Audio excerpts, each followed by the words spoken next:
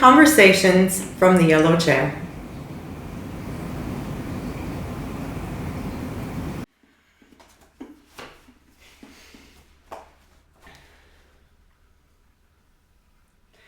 Hi, I'm Andrea Bryk. I'm the owner and director of Waves of Harmony. And with me today is Greg Roberts, PhD, owner and director of Grief and Trauma Support. Hi Andrea, and it's good to be back together, and this is the third out of a group of 3 videos around deciding on a therapist and finding a therapist. Yeah, how to choose a therapist. So in this segment, we're focusing a little bit more on how to know that the therapy is working. Or not working. Oh, it's like a good guy, bad guy kind of working or not working. Something we kind of want to know. Yeah. Yeah. And I think it is, like, it's important. I think even the humour that's there is around the fact that sometimes in therapy people engage with a counsellor or therapist, and you can sort of feel like, oh, I've got to keep going even when it's feeling uncomfortable. And I think that's why it's so important to work out when it's not working, how to sort of navigate that, how to identify that, rather than go along going, oh yeah, it feels like it's helpful, sort of. Yeah, or just keeping on going because you feel like you have to because somebody else is expecting you to. So today we're going to be talking about how to know that therapy is working and what might be happening sort of in between therapy sessions, or what's bringing you back each time. What are you noticing about yourself?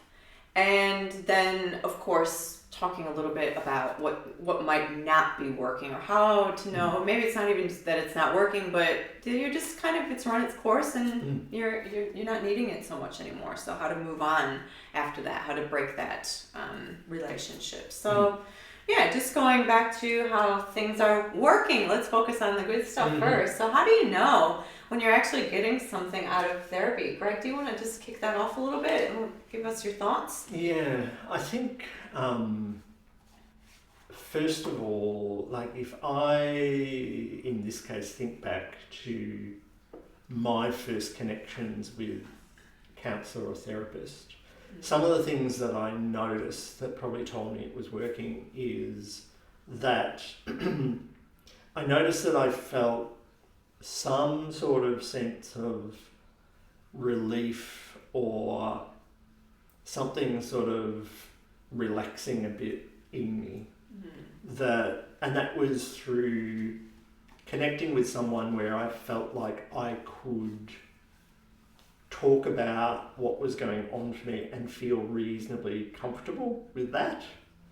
And so that was the starting point. But then also what helped me know that it was working is that I would go away and start to think about things a bit differently, or either during the session or afterwards, I might sort of find myself going, oh yeah, I hadn't thought of it that way. And that would then cause me to think about things a little bit differently, or realise something that I hadn't recognised. And some of that at times could be a bit challenging. And so it wasn't like it was just all smooth and nice, but there was that background feeling of like, oh, this feels like it's what I need. There's something in me that's sort of going, oh, this feels right, or this feels like it's what I need at present. And I think it's going back to sort of this parts of the segment that we've already covered, which are, your reasons for feeling like you need therapy, your intentions going into therapy, and then getting into that space. And I just want to point out that, so for me as a music therapist, that one of sort of the paramount things in our training, and what I hope comes out of my therapy work with individuals, is the therapeutic relationship. So I always want to feel like, for myself as the therapist, I'm connecting with the person, that I'm trying to get to what they need as best I can, which doesn't always mean as quick as I can, even though I do have that kind of personality that likes to really get into things quickly. I'm aware that not everybody does. So often for me it means, as a therapist, I need to slow down and I'll check in often with people and how they're going. So I think it's really important, at least for myself, that when going into, especially some of the people I work with, going into deep trauma backgrounds, people who've had a lot going on, it's really a sensitive space, and that always along the way I'm checking in with them and getting permission to take them or lead them or guide them into different spaces, and they're feeling that that's comfortable for them. So in between, on the flip side, they might be feeling that in between those sessions some discomfort actually, and I often talk about that space of not feeling, even though they're fully supported by me, and feeling that our relationship is good and I'm taking them along the progression at the rate they want to go, they can still feel these bits of discomfort and these sort of waves of feeling uneasy or unsettled, or it's not quite there. So sometimes that feeling of gelling, or I always say, I often have shift in a therapy session and feeling like, oh, something's definitely changed.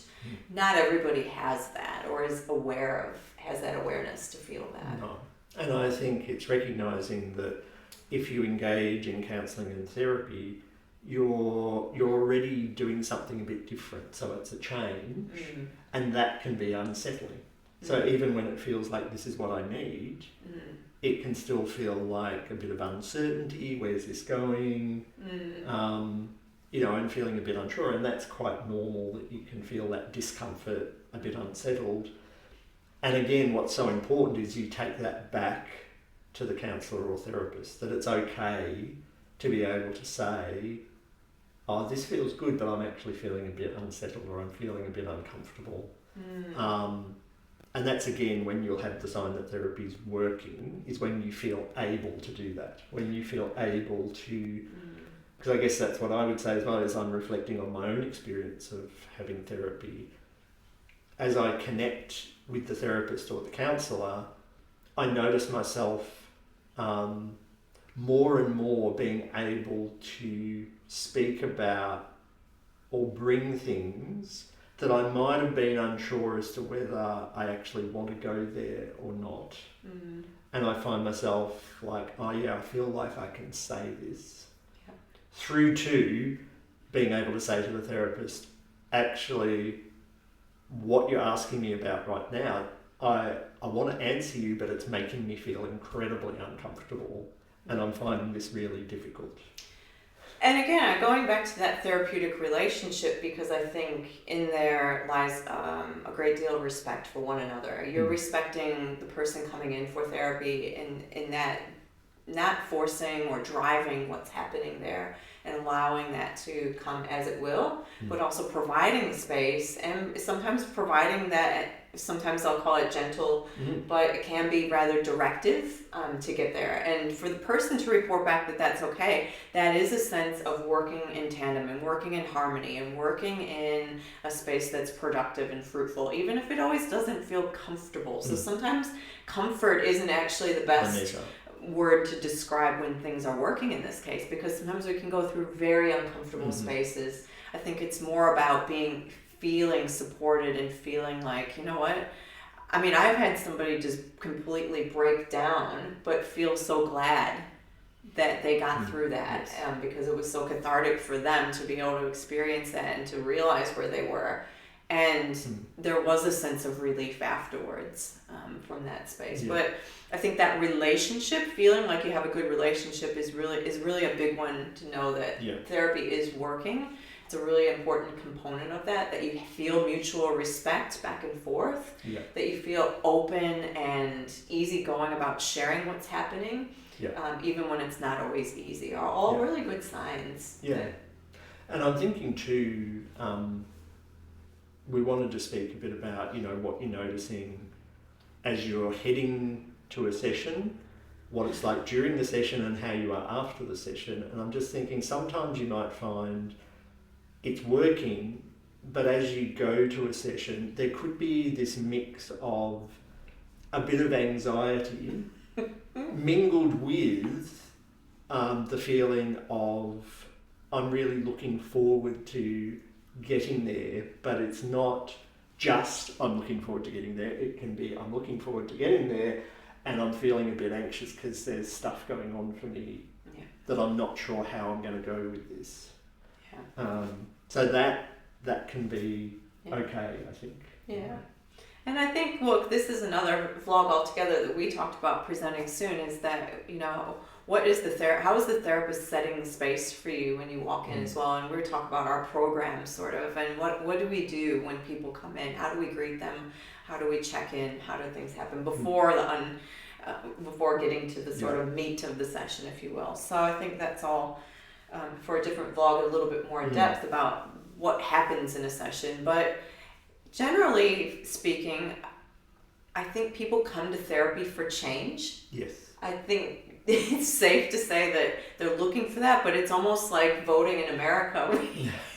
We're voting for change, but then when it happens, we get really cross and upset and wonder why we wanted that in the first place. But because it's hard work. Yeah. And because often the steps in the progress forward mean that something there's some loss with that. Yes. There'll be a loss of something, whether it's your health, your personality, or something will probably fall to the wayside briefly in order for you to rebuild or come to a new space. So I think that's often difficult, is sitting with the change and sitting with some of the losses that occur through that. One of the things that I notice too is that sometimes when I introduce awareness, which is one of my key sort of, I don't know what you want to call it, pillars of my therapy, is be aware of things, because if you're aware of things, then we can work on the rest until we're aware of it. But what I notice is giving people homework to be more aware of whatever it is they sort of go away after the session and they're all excited about their homework and they're all excited. A lot of them want to,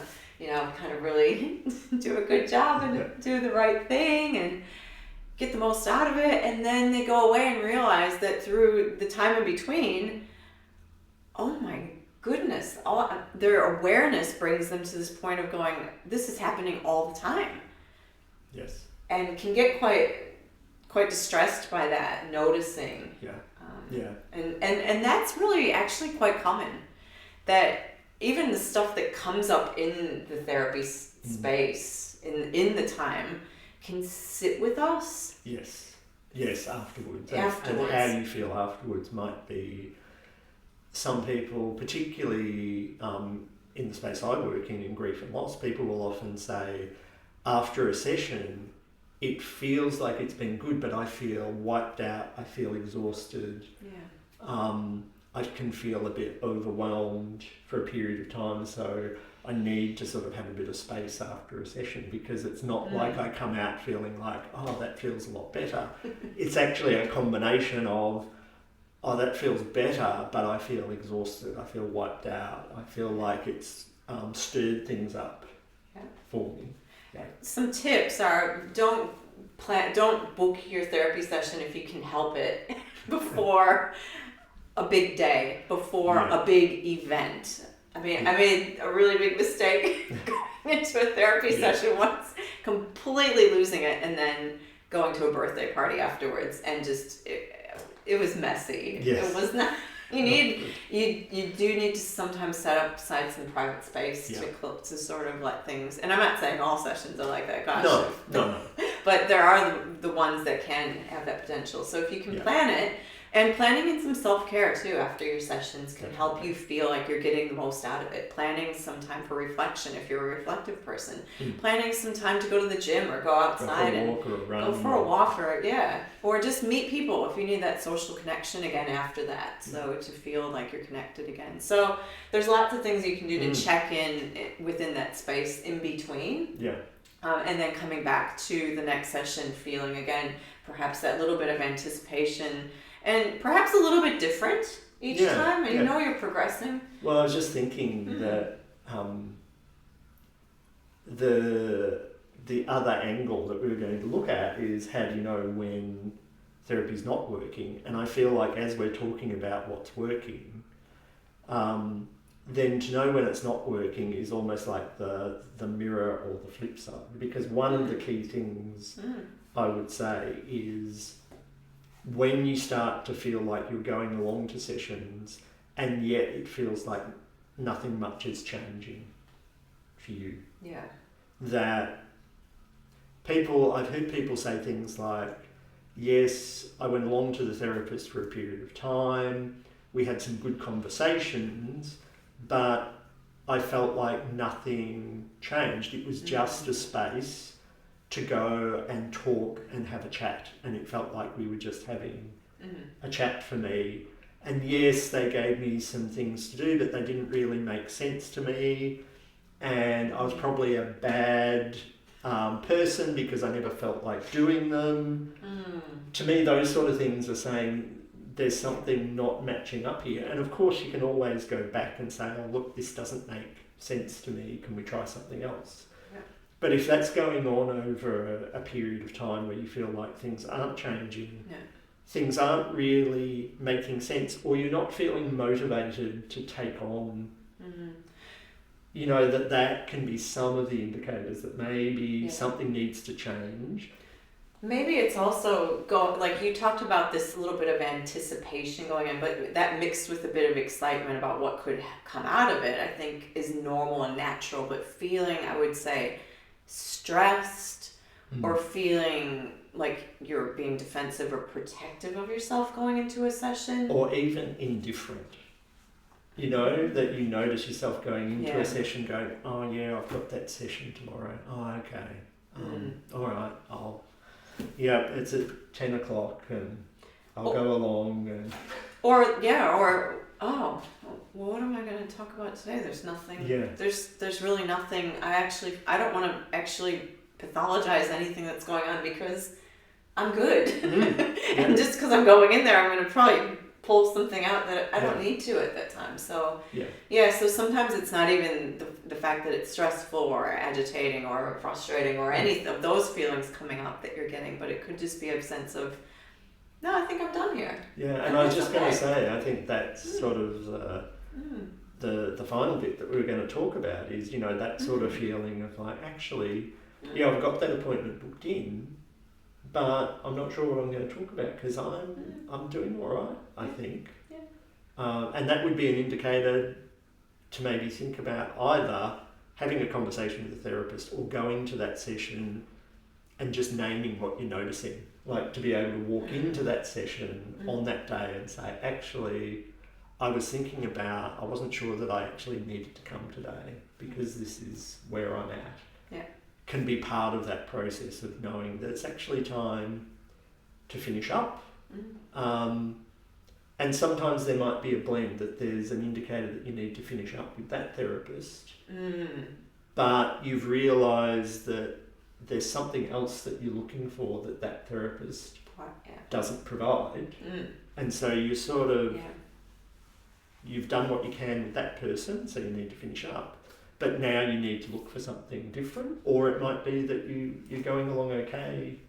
And some therapists will say, if you needed to come back, just get back in touch. You know, if you had a good connection but you feel like you're done, it's okay to say, okay, we're going to finish off. And I just want to say this for all those people who have left my therapy space, that you're always welcome to come back. That there is, even if you've left on terms where it didn't work, or there was something that challenged you in that space, but you're in a different place now, and I'm in a different place. And if you found that, or if you think that something might continue to be helpful, I have done this with the therapists that I've seen over the years, that I've had these brief engagements because it's a specific kind of therapy that suited me when nothing else would suit in that sort of situation. And gone, discontinued, come back, discontinued, same. And it's okay. And our doors are always open. And if a therapist is not open to that, then it might be just a sign that is not the right therapist for you then, and what you're going through. So I just wanted to put that out there too, because I think a lot of times we sense, and even myself going back into that situation felt a little bit uneasy at first, actually, like, oh, I kind of left last time, here I am again. Yeah. And that, again, coming back to all those initial things we talked about in the first and second vlogs of shame, guilt, whatever it is, because it's a relationship that we've come and gone from. So we can feel that. And things in therapy can sometimes go into those intimate spaces. Intimate meaning spaces that we don't talk about with anybody else. That this person knows so much about us and there's a real connection there. Yeah. And when you leave that person, it can feel like quite a huge thing. And I think that's important to notice as well. So, and to notice on the therapist side as well. And I think it's such a good point, because I've had people over the years who will do that, who will say, look, actually, I've reached a point where I feel like, and sometimes it's not that I'm all good, it might be, actually, I've reached a point where I'm feeling quite challenged, but I feel like I'm okay and I just want some space from counselling and therapy for a while. Yeah.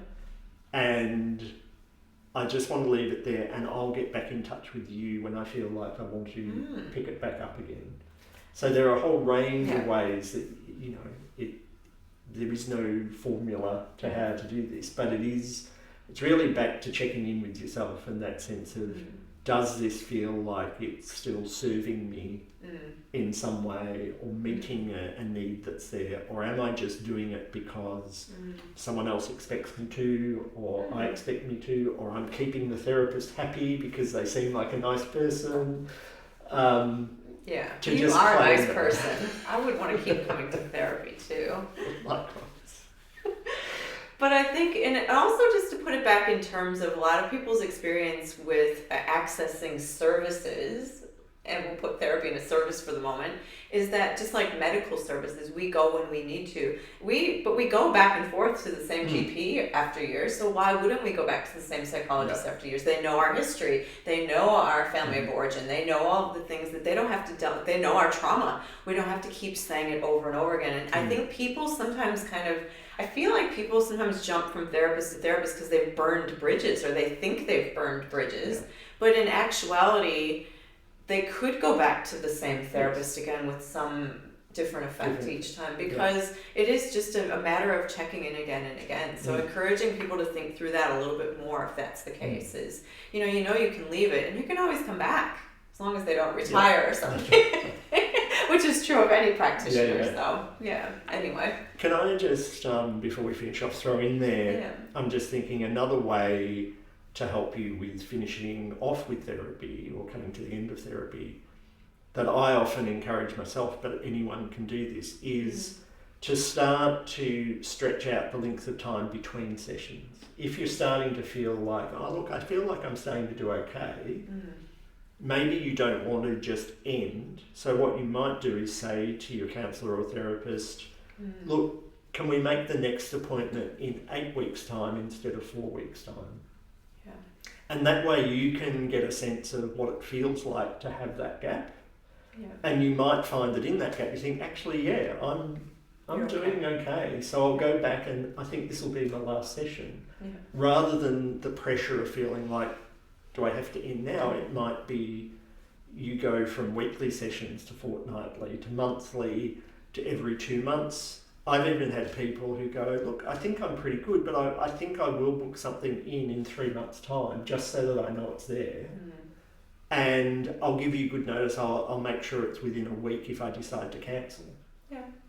So there are a whole range of options there as to how you manage that. And I imagine maybe with grief and loss, but maybe in any other therapeutic context, is that events through the year will guide when you need therapy. We know that there's different things that can come up, anniversaries or holidays, or just things that might spark that need to check in and all that too. So that's always a good guide as well to check in with.